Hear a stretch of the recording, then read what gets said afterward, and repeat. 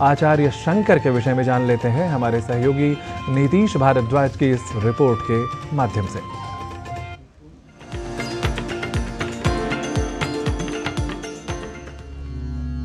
न मे द्वेषरागौ न मे लोभमोहौ मदो नैव मे नैव मात्सर्यभावः न धर्मो न चार्थो न कामो न मोक्षः चिदानन्दरूपः शिवोऽहं शिवोऽहम् चिदानन्दरूपः शिवोऽहं शिवोऽहम्। भारतीय संस्कृति का अनंत विस्तार प्रज्वलित तारा मंडलों से भरा हुआ है, जिसमें से सबसे देदीप्यमान तारा कुछ शताब्दियों पहले केरल के एक छोटे से गांव कलड़ी में प्रकट हुआ था। शंकर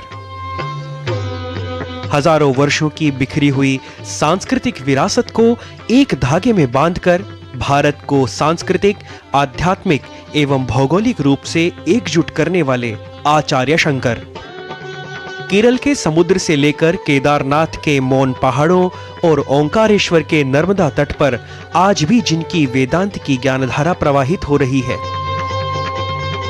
जिन्होंने केवल 8 वर्ष की बाल्यावस्था में ही अपने गुरु से मिलने की ठानी और जो दुर्गम वनों और कठिनाइयों से 2000 मील दूर ओंकारेश्वर पहुंचे, जहां गुरु गोविंद भगवत पाद द्वारा दीक्षित होकर वे शंकर भगवत पाद के रूप में विख्यात हुए और भारत की एक महान दिग्विजय यात्रा पर निकल पड़े।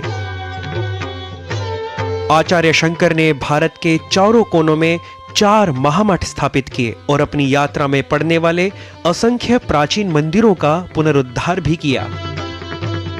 पंचदेवता की पूजा और दशनामी सन्यासी परंपरा का आरंभ भी उन्होंने ही किया, जिससे सनातन धर्म की परंपरा को नया जीवन मिला।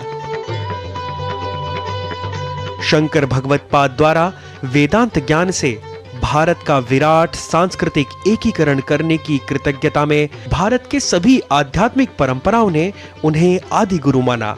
आज उसी अद्वैत वेदांत की नई ज्योति ओंकारेश्वर में जल रही है, जो इस महान आत्मा की ज्ञान भूमि है। भारतीय सनातन संस्कृति के महान मनीषी आचार्य शंकर की ज्ञानस्थली ओंकारेश्वर आज भी उनकी मेधा के अलौकिक प्रकाश से प्रकाशमान है। मां नर्मदा के पावन कलकल में उनकी ध्वनियां सदियों से गुंजित है। आचार्य शंकर के जीवन दर्शन एवं योगदान की प्रासंगिकता को समाज के समक्ष संपूर्ण प्रामाणिकता एवं सौंदर्य के साथ प्रस्तुत करने के लिए मां नर्मदा के तट पर एकात्म धाम स्थित है, जहां आदि गुरु शंकराचार्य की बाल रूपी 108 फीट ऊंची एकात्मता की प्रतिमा मानधाता पर्वत पर प्रतिष्ठित है, जिससे पूरा विश्व वेदांत दर्शन से आलोकित हो रहा है।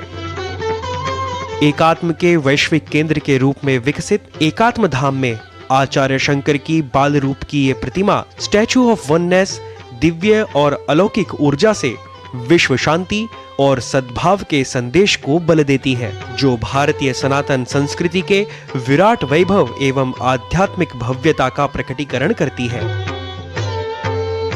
आज समस्त संसार युद्धों, संघर्षों और प्रकृति के निर्मम शोषण से दुखी है, परंतु समस्याओं की इन भौतिक अभिव्यक्तियों के मूल में अंतर और द्वैत का ज्ञान निहित है, और अद्वैत वेदांत के प्रकाश से ही इन मतभेदों का निवारण संभव है।